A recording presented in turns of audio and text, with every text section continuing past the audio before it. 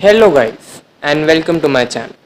We are now going to start a new chapter of class 12th biology, biotechnology and its applications. ये chapter actually इस chapter में मैंने देखा है कि स्टूडेंट्स को बच्चों को बहुत ज़्यादा प्रॉब्लम होती है लर्न करने में because it's all about technical chapter and I have tried my best so that मैं आप लोगों के लिए मोस्ट सिंपलर नोट्स प्रिपेयर कर पाऊँ और समझा पाऊँ जिससे कि आप लोगों को इस चैप्टर में कोई भी प्रॉब्लम ना हो and from exam point of view also this chapter has quite good weightage. So by not wasting time, we start with our chapter biotechnology and its application. First, let's see what actually biotechnology means. So biotechnology वो technique है जिसमें कि हम live organisms को use करते हैं या फिर लाइव एंजाइम्स को यूज़ करते हैं ऑर्गेनिजम्स में से ताकि हम कुछ ऐसा प्रोड्यूस कर पाए और प्रोसेस कर पाए, कुछ ऐसा प्रोडक्ट बना पाए जो कि ह्यूमंस के लिए यूज़फुल हो. For example bread, curd, wine. Like in curd the bacteria is lactobacillus. Just like that, in wine and bread also, there are other bacteria used for making products.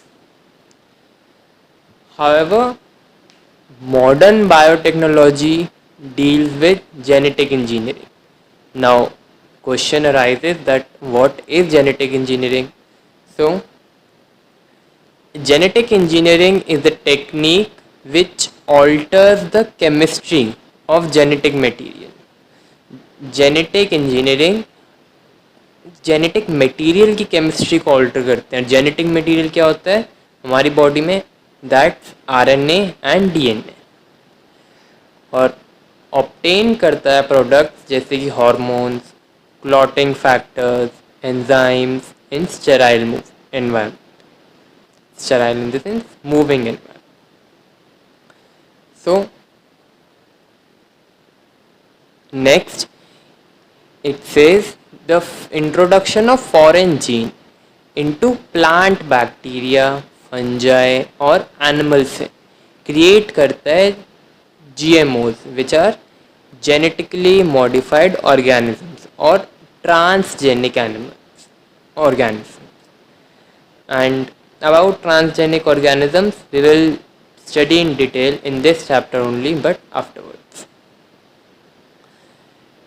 जो introduction है foreign gene का उसमें ये functions हो सकते हैं. देखते हैं कौन कौन से फंक्शंस हैं. So it may yield products like hormones, insulin, clotting factors, clot busters, interferons and enzymes. Secondly, it may offer new phenotypic trait. For example वो एक नया फिनोटिपिक ट्रेट भी ऑफर कर सकता है जैसे कि induced disease resistance in crops और एनिमल्स. थर्ड फैक्टर, जो फॉरेन जीन है वो ब्लॉक भी कर सकता है एक्सप्रेसिव ऑफ अनदर जीन. मतलब जो फॉरेन जीन है वो दूसरे जीन का एक्सप्रेशन भी ब्लॉक कर सकता है या फिर मॉडिफाई कर सकता है एग्जिस्टिंग बायोकेमिकल पाथवे. अब इसको एक एग्जांपल से समझते हैं. जैसे कि in Flavr Savr variety of tomato, expression of gene for enzyme polygalacturonase has been locked. ये एंजाइम ब्रेक डाउन हो जाता है, ब्रेक डाउन कर देता है मिडल लैमेला को और इंड्यूस कर देता है रिपनिंग. रिपनिंग मतलब सड़ना. सो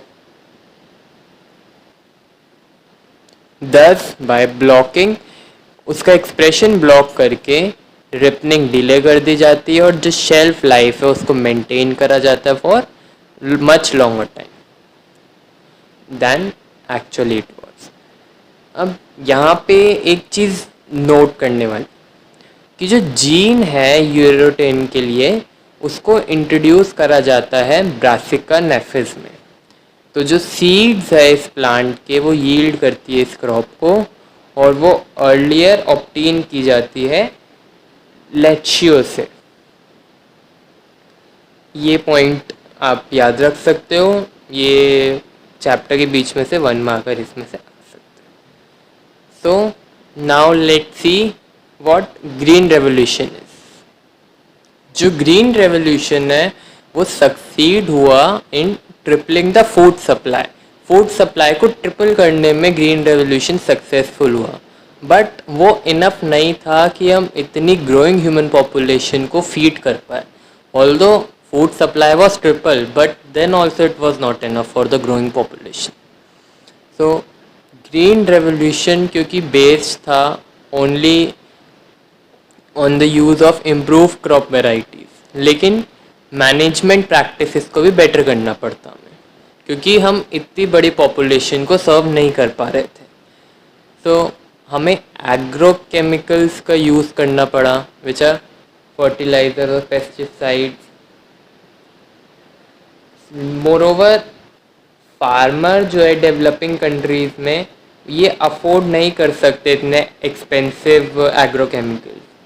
developing countries like India, farmers can not afford these expensive agrochemicals. So ये फर्दर इंक्रीज करता है यील्ड को विद एग्जिस्टिंग वेराइटीज़। वो पॉसिबल नहीं है by conventional breeding. Conventional breeding से यील्ड को इंक्रीज करना पॉसिबल नहीं था, तो हमें जेनेटिकली मॉडिफाइड क्रॉप को यूज़ करने का एक पॉसिबल सॉल्यूशन बचा हमारे पास। तो what are genetically modified crops, let's see that. Genetically modified crops में क्या क्या फीचर्स होते हैं। ये क्रॉप्स ज़्यादा टॉलरेंट होती है एबायोटिक स्ट्रेसेस से। Abiotic stresses like salt, cold, heat etcetera. Secondly ये रिड्यूस करती है केमिकल पेस्टिसाइड्स पे रिलायंस। इसके बाद फार्मर्स को केमिकल पेस्टिसाइड्स पे रिलाय नहीं करना पड़ता था। ये हेल्प करती है ताकि ये रिड्यूस करती है पोस्ट हार्वेस्ट लॉसेस, और ये इंक्रीज करती है एफिशिएंसी मिनरल यूजेज की प्लांट से, और एनहांस करती है फूड की nutritional value. For example golden rice. This point of golden rice is very important. We will now study about golden rice. Golden rice that is vitamin A rich rice को develop करा Ingo Potrykus and Peter Beyer ने। ये scientists के name important है जिन्होंने golden rice को develop करा, और गोल्डन राइस का second name vitamin A rich rice. ये ऑब्टेन करा जीन प्रो विटामिन ए से फ्रॉम डैफोडिल और नार्किसस सूडोमार्सिना, और इंट्रोड्यूस करा उसको राइस में। और जो कंजम्पशन थी ऐसे राइस ग्रेन्स की, उसने सफिशिएंट विटामिन ए प्रोवाइड करा पीपल को जो कि डेवलपिंग वर्ल्ड में रह रहे थे, और नाइट ब्लाइंडनेस को भी प्रिवेंट करा उसने।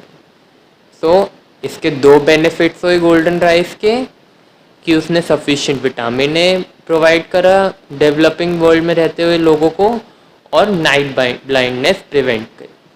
सो these are the two main benefits of golden rice. Now let's see the very important topic of this chapter, that is BT cotton. Guys, please now pay attention. BT cotton में से 5 mark का question भी पूरा आ जाता है। That is explain the whole process of BT cotton, where it is found, what are its process, how it is obtained, etc. So now let's study about BT cotton. The full form of BT cotton is Bacillus thuringiensis, जो कि एक bacteria है, soil में मिलता है और produce करता है इंसेक्टिसाइडल प्रोटीन को, जो कि किल करता है सर्टेन काइंड के insects, that is beetles, flies and mosquitoes, tobacco budworm and army worms. अगर आप लोगों को इसके साइंटिफिक नेम्स नहीं याद करने then also it's okay, you can learn this common names, no issue in that. जो टॉक्सिक प्रोटीन एक्चुअली एग्जिस्ट करता है एज एन इनएक्टिव प्रोटॉक्सिन, पहले उसको इंसेक्ट में इंजेक्ट करा जाता है और उसके बाद इनएक्टिव टॉक्सिन की फॉर्म में उसके बाद उसको कन्वर्ट कर दिया जाता है एक्टिव फॉर्म में due to alkaline pH of gut, जो कि सॉल्युबलाइज कर देता है क्रिस्टल्स को। उसके बाद जो एक्टिवेटेड टॉक्सिन है जो हमें मिला है वो बाइंड करता है मिड गट एपिथेलियल सेल्स की सरफेस से और पोर्स क्रिएट करता है, जिसकी वजह से सेल स्वेलिंग होती है और लाइसिस होता है और इवेंचुअली इंसेक्ट की डेथ हो जाती है।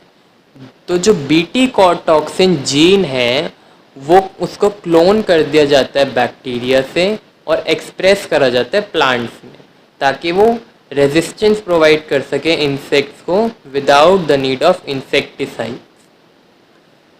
तो जो चॉइस होती है जीन की वो डिपेंड करती है क्रॉप पे, जीन की चॉइस क्रॉप पे डिपेंड करती है और टारगेटेड पेस्ट पे डिपेंड करती है। क्रॉप और टारगेटेड पेस्ट पे इसलिए डिपेंड करती है क्योंकि ज़्यादातर BT toxin insect group specific होते हैं।